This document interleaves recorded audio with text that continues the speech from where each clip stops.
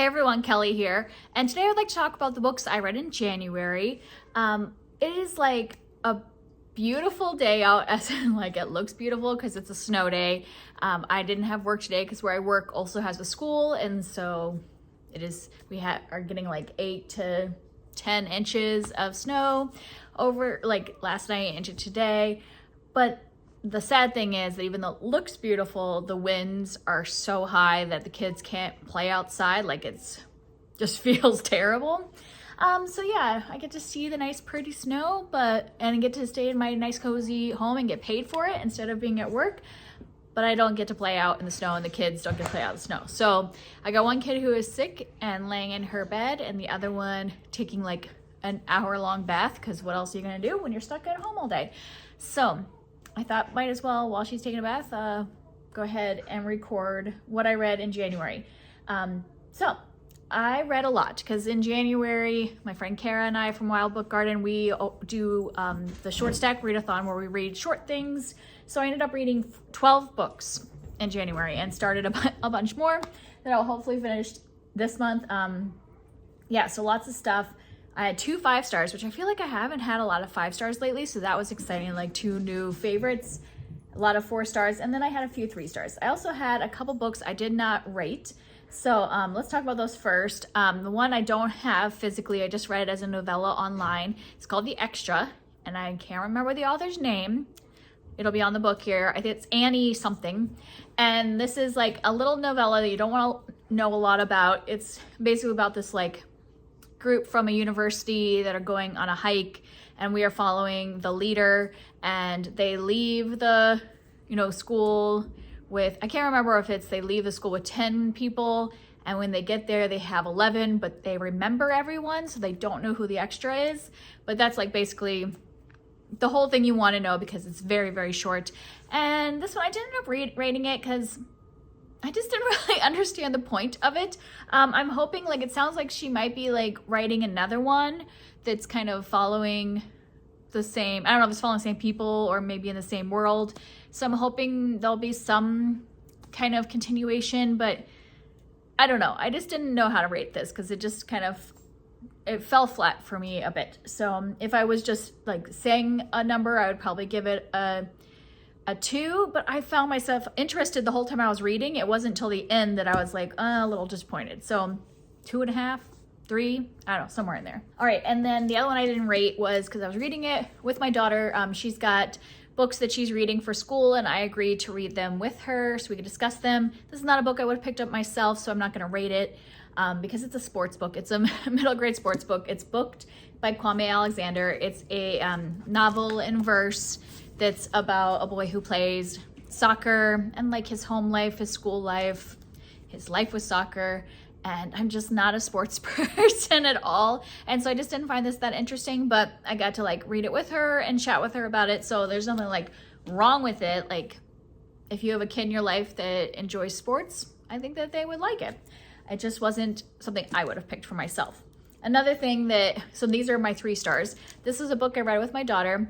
This is Serafina and the 7 Stars by Robert Beatty. And this is the last book in this series. It's a 4-book series. And like really, I think it should have been a trilogy. This was the worst book to me of the whole series. It was very different. And if you're gonna read these to kids, be warned that this is graphic, like violently graphic. So we had, and I didn't expect that. There was intensity. Like this is a series that I wouldn't read to like an 8-year-old necessarily. But my daughter is 11. And so the first 3 books, they're all kind of historical fiction, fantasy, and they were a lot of fun. There were intense moments, like there is like some like death and stuff, but usually it's like just like maybe one a book or something like that, like not really like graphic necessarily. But this one, it's like so much death, so much like graphic on page like death that I was just like, this is a lot for a middle grade book. And it did not, like the first 3 books did not prepare me for this. And I kept saying like, should we turn this off? And she was fine, but she's also older. So I wouldn't recommend this for younger necessarily, and just keep in mind that it has a much different tone than the first 3 books in the series. But I do like the characters. and all that, but I would have probably just preferred the trilogy, and I felt like the third book ended in a fine arc that we didn't need this book. So it was fine as like an adult, but reading with my kid, I was just kind of panicked the whole time that I was like scarring my child. So 3 stars. And then another one that I read with my daughter, so same as this one. These are books that she's reading for school that I'm reading with her. First State of Being by Erin Entrada Kelly. And this actually won the Newbery, was it last year or 2 years ago?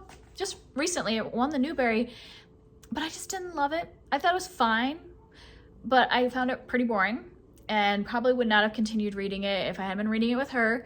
It is, you know, a contemporary sci-fi, so it's like, no, actually historical fiction. It's taking place in 1999. That's kind of the whole point. And part of the reason it drove me nuts is that our main character in this is obsessed with Y2K. He thinks that, you know, everything, civilization as we know it, is going to end, you know, when the clocks turn in the year 2000.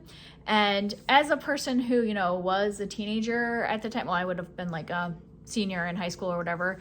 I remember like people worried about Y2K and all this stuff, but this kid, like, that's all he thinks about, is obsessed the entire time.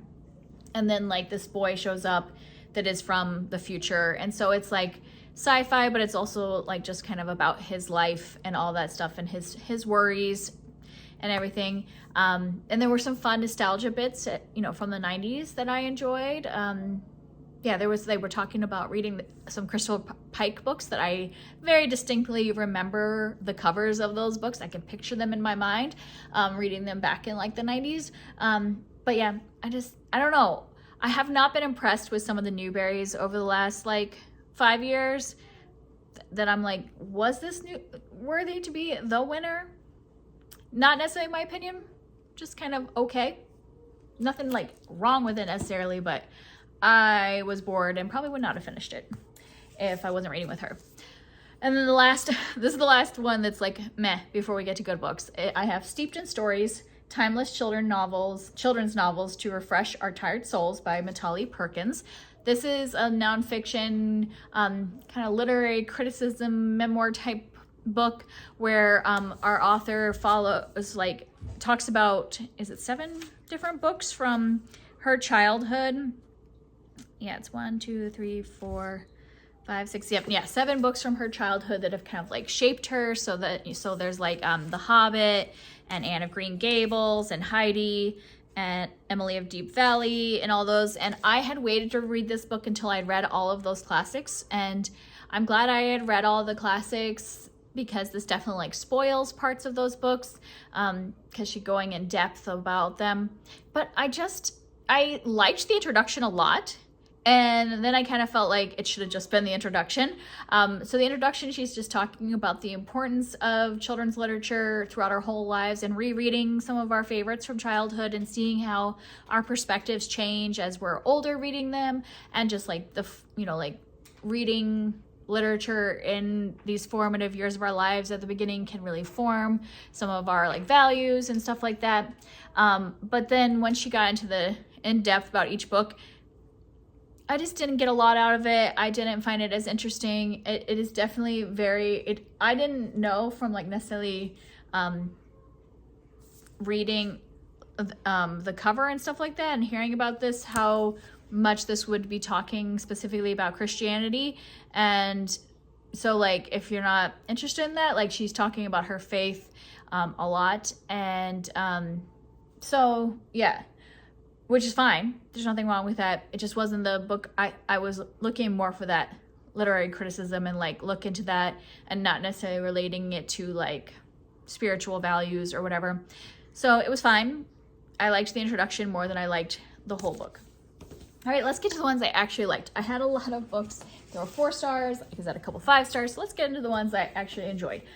So I read Otter by Katherine Applegate, which is a middle grade that is also written in verse and has pictures. So it read very quickly, cute little pictures.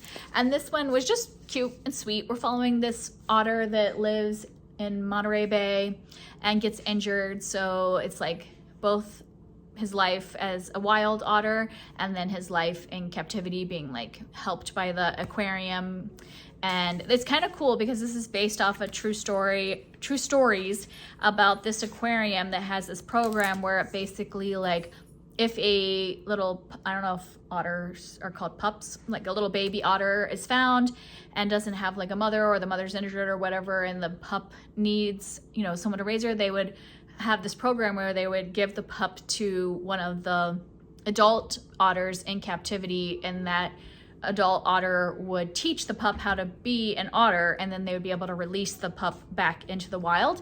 And so this is kind of a story like that that's based off of that real program. So that was really cool to read about. I think a kid would love this. This is definitely on the younger side. Like, I would read this with my 8-year-old if she was interested. It was cute and fun. Ooh, they're clearing the road, so it might be a little loud, but I'm just excited because I want to be able to get out tomorrow, and our road usually is like the last thing to be cleared. So I'm glad that they're making an initial pass through. All right, and the next thing I read was The Little Mermaid and Other Fairy Tales by Hans Christian Andersen, and this is the one that is illustrated by Mina Lima. And that's why I got it, because I just love their like books that are like interactive illustrations and stuff. I was trying to see if I could find one like they'll have something that you move and interact with and all that is like 3D, but then they also just have pictures on almost every page. And this is just a collection of Hans Christian Andersen's fairy tales. And okay, if it wasn't the illustrated version with the interactive pages, I would probably have not given this a 4. I didn't like some of these fairy tales. I'm like, are you okay, Mr. Andersen? Because there are some of these fairy tales I had never heard of that I was like, these are messed up. And I know fairy tales in general, you know, like Grimm's fairy tales can be very bleak, but yeah, which one was it? Like, I think it was The Red Shoes. I mean, my goodness, that one was like intense, not for children, I don't think.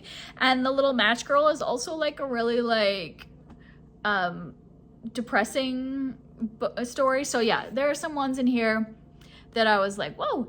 But then, you know, getting to read the initial Little Mermaid story was interesting. It's definitely more tragic than like the Disney version, but it was interesting to read where that came from. And then there's some of the ones that everyone knows, like The Princess and the Pea and The Ugly Duckling. Yes, so like The Emperor's New Clothes, which probably my favorite of the whole thing, because I mean, who doesn't find The Emperor's New Clothes just hilarious? So yeah, it was enjoyable with the pictures, but not all the fairy tales were great in my opinion. But like, you know, it's like they've been around for a while, but I really enjoy Mina Lima's artistry, so I will continue to like read things that they illustrated. And then I have The Beatrice Prophecy by Kate DiCamillo, and this also has pictures. I just read a lot of books with pictures. Sometimes I just get in the mood that I want to like look at things when I am reading, so I was trying to find some pictures.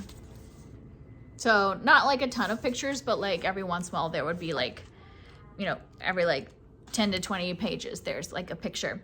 And this one, I really enjoyed this. It's a very calm, slow moving, not a ton of action, but a sweet story, and I enjoyed the characters. We're following Beatrice, who is found by this monk.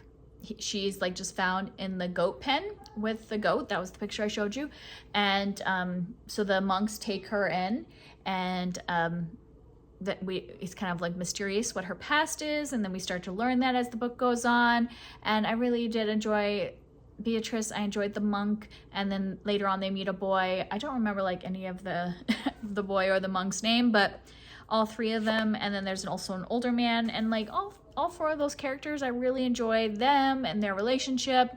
And yeah, it's just a sweet story. So I would recommend this one for both adults and children. I really enjoyed it. And then we have, is this like my first adult book so far? I guess other than the nonfiction. I guess I read a lot of things targeted towards children in January, which makes sense since I was reading shorter things. But this is a romance novel, An Academic Affair by Jodi McAllister. And this one is about 2 academic rivals. So they are like, it starts like when they're like, I think in grad school, and as they become like they get their doctorates and they become professors and all that. And in the like academic world, especially, this takes place in Australia, there's only so many universities and they're all vying for like the same positions, and they're both in the same like realm. They're both in literature and all that, so they're vying for the same role. And so this is fake dating. So basically they're both up for this same position and one of them gets it, so then they like say that they're gonna like pretend that they're married so that the other one, because this university has a deal that if one of them gets a job, there's like, what's it called? It's like spouse. It's like a thing where partner hire. Yeah, so like the spouse would also get hired by the university because they're, and which is what they really need because there's only so many jobs out there. So they're basically almost like splitting this position amongst them, and they start off really hating each other, and then, so it's like hate to love, academic rivals, forced proximity, fake dating, all of those things wrapped up in once. And it's academic and bookish and all that. And I thought it was really cute. I liked it. I also had listened to this on audiobook, and the narrator is Australian since this takes place in Australia. So that was kind of fun to hear the accents. Yeah, I enjoyed it. I would recommend it. It was a cute, fun romance. And then my last 4 stars, another romance. This is a romantic fantasy, Heartless Hunter by Kristen Ciccarelli.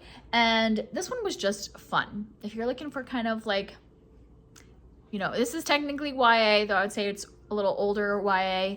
But if you're just like fun, adventure, witches, romance, kind of a love triangle thing.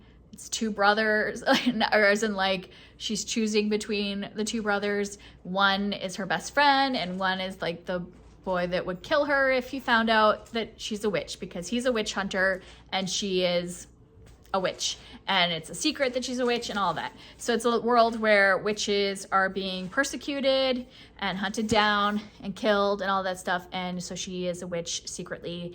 And yeah, I am really excited to continue and read the next book because this was fun and all that, and kind of ended in a moment where I do want to know what happens next. So I would recommend it if you're looking just like for a fun time with some romance. And then my 2 5-star reads. And the first one was The River Has Roots by Amal El Motar. This one is another one that has pictures because like that seems to be the theme for me for my reading in January, reading things with pictures. I did like listen to this on audiobook while reading the physical book because the book does have pictures, but the audiobook has music because music is a big part of this. There's a lot of singing in it because we're following 2 sisters, and one of the ways they connect is through singing, and the audiobook does have singing during all those parts. This is very much a fairy tale. It's actually even shorter than it looks because there's a short story at the end. So the actual like novella is only 100 pages, and then there's a short story at the end. So it's quick, but it just was like, like when it's so rare, it seems like, to, come across a fairy tale you've never read before and be completely sucked into it. And that's what this is. It's like, feels like the old classic fairy tales, but like just beautiful writing. And I'm not somebody that needs like beautiful writing, but the characters were good. The writing was good. I loved the music. I really loved the themes of this. It's like very much about like sister love and following your, passion and what you care about, not necessarily what your family is forcing you to do or society is forcing you to do. And yeah, the sister bond was so precious, and yeah, loved the end of it. The whole thing was great. I would read it again. Very excited. It took me a little bit to get into it because she does have kind of flowery writing, but I loved it once I got into the rhythm of that. And then the short story was so good. There was like parts of it that I was like taking screenshots of, like pictures of, because I was like, this is amazing, which I'll not be able to find it now, but it's about a witch and a boy, or a young man who like goes to this witch for like healing basically, and learning about his story through the witch. And it was so good. And I think that short story is going to be in the short story collection that Amal El-Mohtar is publishing this year in 2026. So I'm definitely getting that short story collection because that short story was also 5 stars. I loved it. I was completely invested in it. So yeah, I had not read This Is How You Lose the Time War, which she had co-wrote with another author, and I just really loved it. So I would recommend this. It is like, you know, expensive for a little book. So if you don't want to go buy it, listen to it on audiobook from your library or whatever. Definitely worth the listen. And the last one was 5-star, kind of perfect romance, Paladin's Hope by T. Kingfisher. This is book 3 in the Saints of Steel series that's like romantic fantasy. And this one, I loved these characters. This was like such an adventurous plot. I think the T. Kingfisher just needs to write short books. Like this was what, like less than 300 pages or like right at 300. It's like 298. Perfect. Sometimes when her books are longer, it gets too mushy in the middle, which is what happened in the second book in this series. It was too long. It was like almost 500 pages. And I was like, I don't need a romantic fantasy that's 500 pages. I just want to have an adventurous time. And I want to be like invested in the relationship. And that's what this was. We're following Galen is our paladin. So each one of these follows a different paladin. And they are, what is I'm trying to remember what the initial thing is. It's like, there's like some mysterious like dead bodies that are showing up, and they're trying to find out like if they're all connected and all that stuff.